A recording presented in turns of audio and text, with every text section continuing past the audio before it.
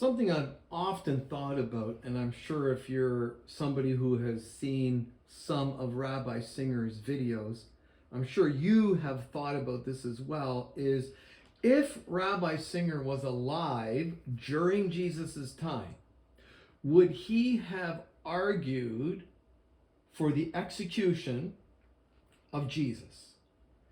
Under Jewish religious law, at the time Jesus was alive, the Judaic leaders condemned Jesus to die on the basis that he had committed blasphemy.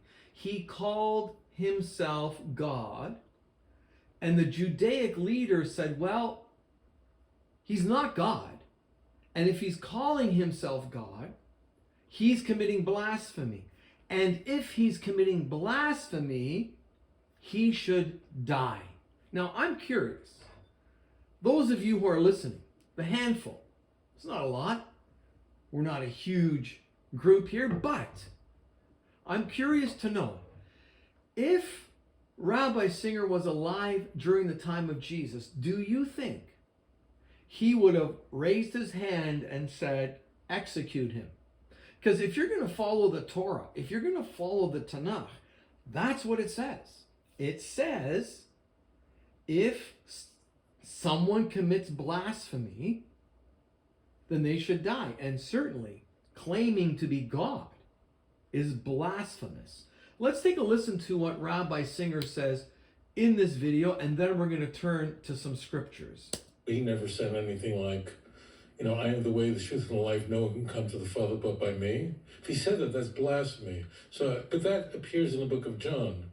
So I'm really hoping that now it's between him and God. I hope he never said anything as blasphemous, as silly as that.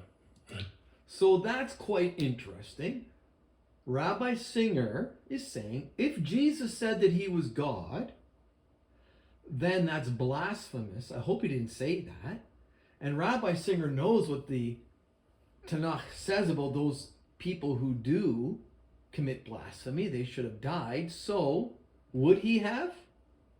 Let's turn to some scriptures. Let's turn to Matthew chapter 9 and verse 23. We read here, where the Jewish leaders are looking at Jesus and they're saying, blasphemy. This man is saying he is God, exclaimed some of the religious leaders to themselves. Clearly, the historical record says, Rabbi Singer makes a big deal and says, there's no other book than the historical record. There's no other historical record about Jesus than what's in the Bible. Well, we have that for pretty well much of the Tanakh. The historical record about the creation of the world is the book of Genesis. There's nothing else. So are you not going to believe that God created the world because there's no other historical record that says God created the world? And there's a million things like that in the Tanakh. So to use this flimsy argument that, I can't find any other historical records that talk about Jesus saying he is God, that doesn't mean the New Testament isn't correct. The New Testament is a historical record. It's witnessed by many, many people. Let's look at another scripture, Matthew chapter 26, verses 65 and 66. Then the high priest tore at his clothing, shouting, blasphemy! What need have we for other witnesses? You have all heard him say it. What is your verdict? They shouted. Death, death, death. Here we have Jesus declaring he is God. The high priest says blasphemy. Everyone else says he should die. Rabbi Singer, answer us this question. Without telling me that you have to answer it according to the original Hebrew. Just answer the question. Would you have voted for Jesus' death had you been alive when Jesus was alive? Let's see if you can handle that one. Let's look at Mark chapter 2 and verse 7. What? This is blasphemy. Does he think he is God? For only God can forgive sins. Two things here. One, Jesus forgives sins.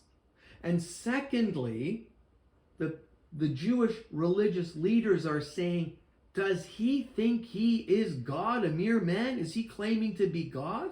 The answer is yes.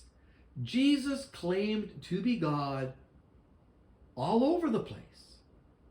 So does the entire New Testament. Peter, Mark, Jude.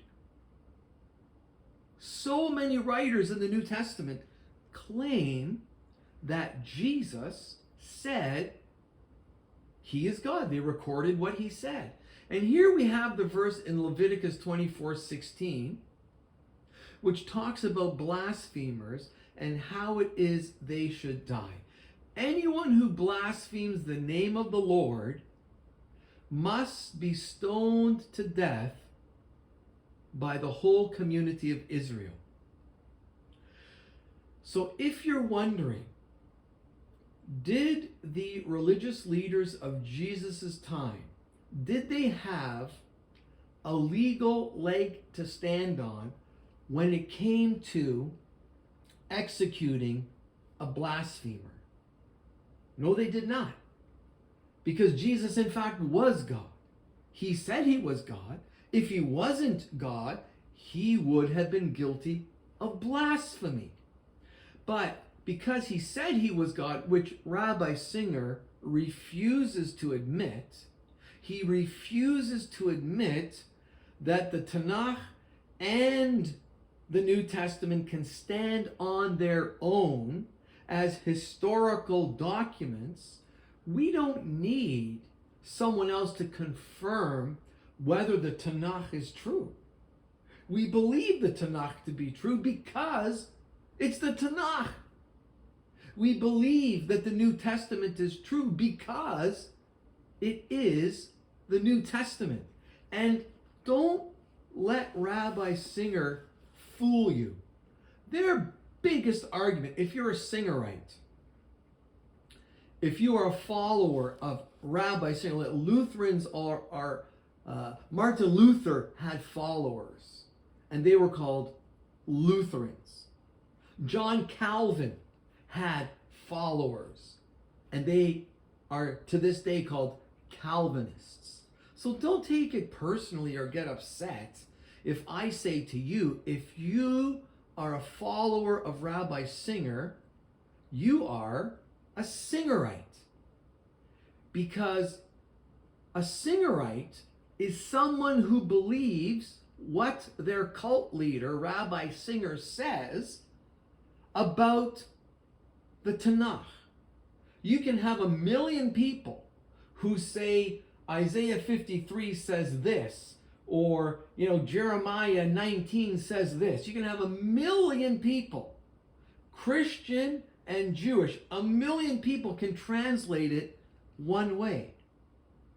And Rabbi Singer translates it another way. He's the only one in 1 million. And if you follow what Rabbi Singer says about the Hebrew Scriptures, you are a Singerite. And what Rabbi Singer says about the Scriptures, I'm telling you, is not true. It's not accurate. You don't have to read Hebrew to know. It's like if, you go to court, you're a judge, and you're looking at the law books. And the law book says, if person A did this, here's the penalty. You issue the penalty, and the lawyer says, no, Your Honor, that's not the penalty, because I got the Singerite law book here. And the Singerite law book says that my client's not guilty. He was born saved. The judge is going to look at you like you're out of your mind. Like, what are you talking about? This is what the law says. And then the other lawyer says, no, it does not. This is what it says. You have the wrong interpretation. You got the wrong edition. I got the right one. Now, you see, where there's authority and logic, That kind of an argument is not going to fly. But if you blindly follow someone like Rabbi Singer, if you're a Singerite and you follow the Singer mistranslation, you are one in a million.